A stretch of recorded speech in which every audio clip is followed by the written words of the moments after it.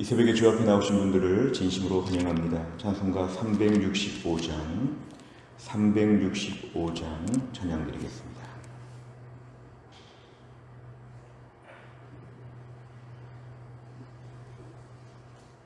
찬송가 365장입니다.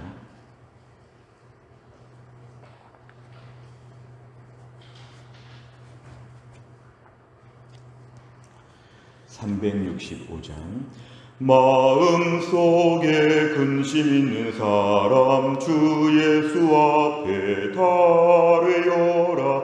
슬픈 마음 있을 때에라도 주 예수께 아뢰라.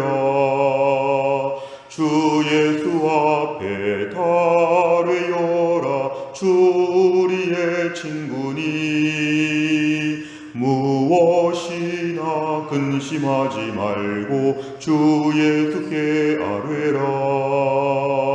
눈물 나며 깊은 한숨 쉴 때 주 예수 앞에 달래어라. 은밀한 죄 내게 있더라도 주 예수께 아뢰라.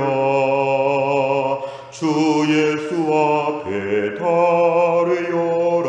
주 우리의 친구니 무엇이나 근심하지 말고 주 예수께 아뢰라. 괴로움과 두려움 있을 때 주 예수 앞에 달래어라. 내일을 염려하지 말고 주 예수께 아뢰라. 주 예수 앞에 달래어라. 주 우리의 친구니 무엇이나 근심하지 말고 주 예수께 아뢰라. 죽음 앞에 겁을 내는 자여 주 예수 앞에 달래어라. 하늘나라 바라보는 자여 주 예수께 아뢰라. 주 예수 앞에 달래어라. 주 우리의 친구니 무엇이나 근심하지 말고 주 예수께 아뢰라. 아멘. 하나님 말씀은 이사야 7장입니다. 이사야 7장 10절부터 25절입니다. 이사야 7장 10절부터 25절까지의 말씀, 구약성경 976페이지에 있습니다.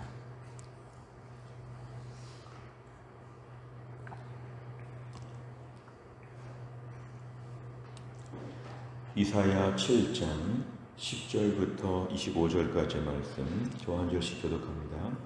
여호와께서 또 아하스에게 말씀하여 이르시되 너는 네 하나님 여호와께 한 징조를 구하되 깊은 데에서든지 높은 데에서든지 구하라 하시니 아하스가 이르되 나는 구하지 아니하겠나이다. 나는 여호와를 시험하지 아니하겠나이다 한지라. 이사야가 이르되 다윗의 집이여 원하건대 들을지어다. 너희가 사람을 괴롭히고서 그것을 작은 일로 여겨 또 나의 하나님을 괴롭히려 하느냐. 그러므로 주께서 친히 징조를 너희에게 주실 것이라. 보라, 처녀가 잉태하여 아들을 낳을 것이요 그의 이름을 임마누엘이라 하리라. 그가 악을 버리며 선을 택할 줄 알 때가 되면 엉긴 젖과 꿀을 먹을 것이라. 대저 이 아이가 악을 버리며 선을 택할 줄 알기 전에 네가 미워하는 두 왕의 땅이 황폐하게 되리라. 여호와께서 에브라임이 유다를 떠날 때부터 당하여 보지 못한 날을 너와 네 백성과 네 아버지 집에 임하게 하시리니 곧 아수르 왕이 오는 날이니라.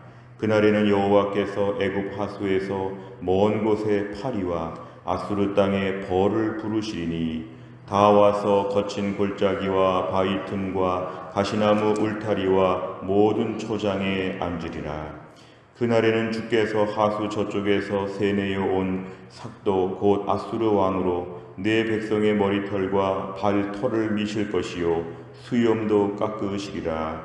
그날에는 사람이 한 어린 암소와 두 양을 기르리니 그것들이 내는 젖이 많음으로 엉긴 젖을 먹을 것이라. 그 땅 가운데 남아있는 자는 엉긴 젖과 꿀을 먹으리라.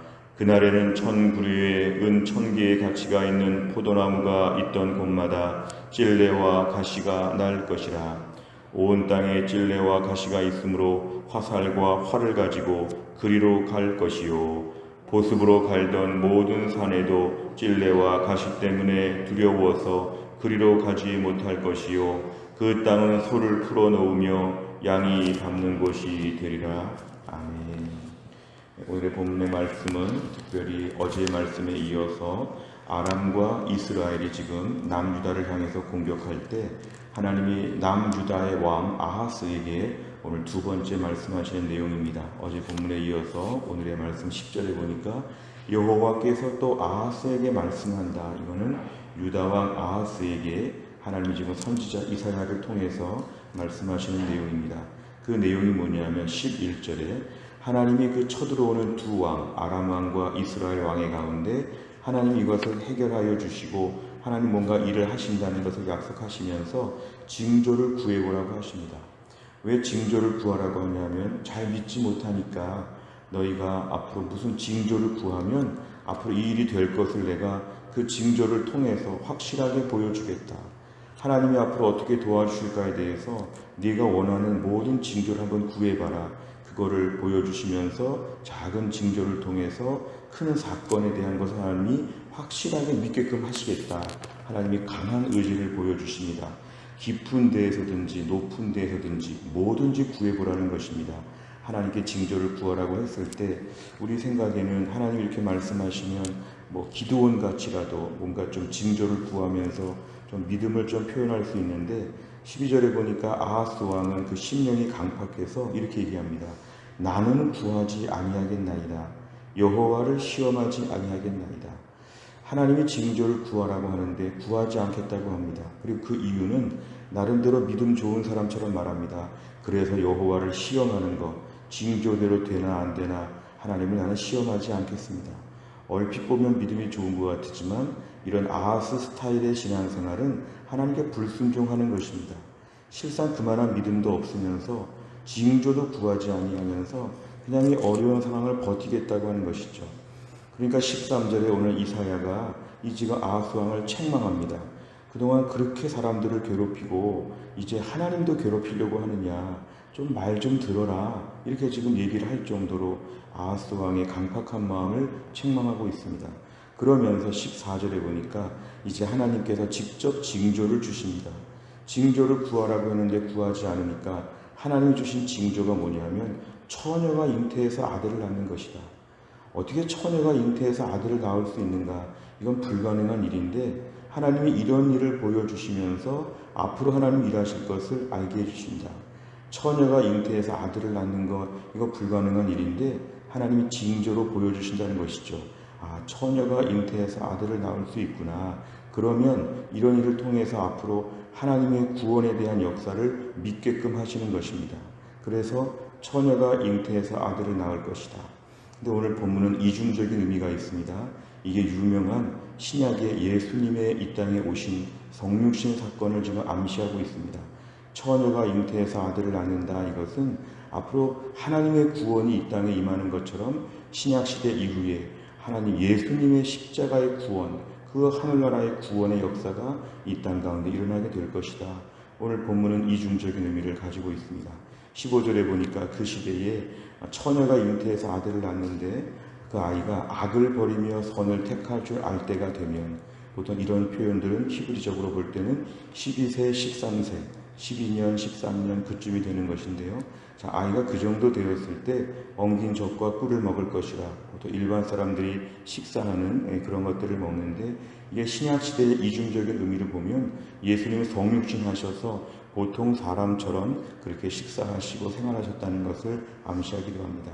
16절에 이 아이가 악을 버리며 선을 택할 줄 알기 전에 네가 미워하는 두 왕 아람 왕과 이스라엘 왕의 땅이 황폐하게 될 것이라. 결국은 본문의 말씀은 당시로 볼 때에 지금 공격하고 쳐들어오는 이 강한 두 나라를 하나님이 해결하실 것이다. 이중적인 의미로 볼 때 신약 시대에 예수님이 이 땅에 오셔서 우리를 구원하여 주실 것이다. 구원에 대한 이중적인 의미가 나왔습니다. 오늘 17절 이하에서 마지막 절까지는 이제 하나님이 이 남유다 왕국을 어떻게 벌하실지에 대한 얘기들이 나옵니다. 이제 앞으로 아수르 왕이 쳐들어올 것이라는 얘기를 합니다. 18절에 보니까 애굽 하수에서 파리와 아수르 왕의 벌, 이거는 애굽과 아수르, 당시의 강대국들이 이제 앞으로 다 일어나게 될 것이고 시대가 달라질 것을 얘기하는데, 그러면서 19절에 보니까 이들이 지금 다 쳐들어와서 앉을 것이라고 얘기합니다. 20절에 보니까 하나님이 세내어 온 삭도라고 하는 것은, 하나님의 세냈다는 것은 하나님이 일꾼으로 고용하신 아수르가 온다는 것입니다. 세를 냈다는 것은 하나님이 고용하여서 일꾼으로 쓰시는 삭도, 면도칼 같은 아수르 왕이 올 것이다. 내 백성의 머리털, 발털 다 밀 것이라는 것은 앞으로 아수르 시대에 얼마나 어려움이 있을지를 얘기합니다. 21절에 사람이 한 어린 양서와 두 양을 밖에 기를 수 없다. 결국 사람들이 어려워져서 많은 암소, 많은 양이 아니라 하나의 어린 암소, 두 양 이렇게만 기르게 되는데, 22절에 보니까 엉긴 젖을 먹으면서 꿀을 먹는데, 23절에 보니까 결국에는 찔레와 가시가 난다. 그렇게 나무가 많고 포도나무가 있던 곳마다 찔레와 가시, 황폐해진다. 24절에도 황폐해진다. 25절에 보습으로 갈던, 괭이로 갈던 모든 산에도 찔레와 가시가 날 것이다. 아무도 가지 못할 것이다. 결국은 17절부터 25절까지는 앞으로 하나님께서 주실 황폐한 심판에 대한 궁극적인 얘기들이 나오고 있습니다. 내용을 잘 보시면, 첫째, 아하스 왕은 징조를 구하라는 하나님의 말씀에 어떻게 반응합니까? 11절과 12절에 보니까 하나님이 좀 구하라고 했을 때 구하지 않겠다고 강하게 얘기합니다. 나는 구하지 않습니다. 굉장히 강력한 자기의 의지, 나름대로 이유는 이렇게 하나님을 시험하는 거 아닙니까? 하나님이 지금 하려는데 하나님을 시험하는 것이 된다고 하는 믿음 좋은 것 같지만 믿음이 없는 불순종, 오늘 본문에 드러나고 있습니다. 두 번째를 보면 아하스 왕이 하나님의 제안을 거부하자 하나님께서는 어떤 징조를 주십니까? 14절에 보면은 처녀가 잉태하여 아들을 낳을 것이다. 처녀가 어떻게 잉태하여 아들을 낳는지 불가능한 일이지만 하나님 이걸 징조로 보여주시면서 하나님의 구원의 역사가 분명히 기적같이 일어날 것이다. 이렇게 말씀하십니다. 세 번째를 보면 하나님께서는 왜 아하스 왕에게 일방적으로 징조를 주십니까? 오늘 하나님 말씀을 보니까 14절에 주께서 친히 징조를 주신다. 이것은 하나님께서 오늘 징조를 일부러 주시는 것이죠. 하나님께서 오늘 징조를 원하지 않는다고 하는데 징조를 주신다는 걸 보면 하나님의 의지가 분명합니다. 하나님의 백성들을 징조를 통해서 가르쳐 주신다. 구원에 대한 역사를 하나님 미리 알려주신다. 하나님은 불가능한 상황 가운데서 처녀가 잉태해서 아들을 낳는 것처럼 지금의 상황 가운데 기적 같은 승리가 있을 것이다. 하나님은 말씀하십니다. 결국 하나님은 하나님의 백성들을 향해서 오늘도 일부러 말씀하십니다. 우리는 말씀을 듣지 않으려고 하지요. 때론 들어도 귀를 막을 때가 있지요. 하나님 말씀을 듣고도 금방 잊어버립니다. 무심합니다. 하나님 말씀 좀 그만해 주세요. 그냥 사랑해 주세요. 그냥 좀 잘해 주세요. 그냥 기도만 좀 응답해 주세요. 근데 하나님은 말씀하시는 하나님이시다. 하나님은 반드시 말씀하는데 때로는 듣지 않으려고 해도 하나님은 말씀하시고 하나님의 계획을 늘 일러주십니다.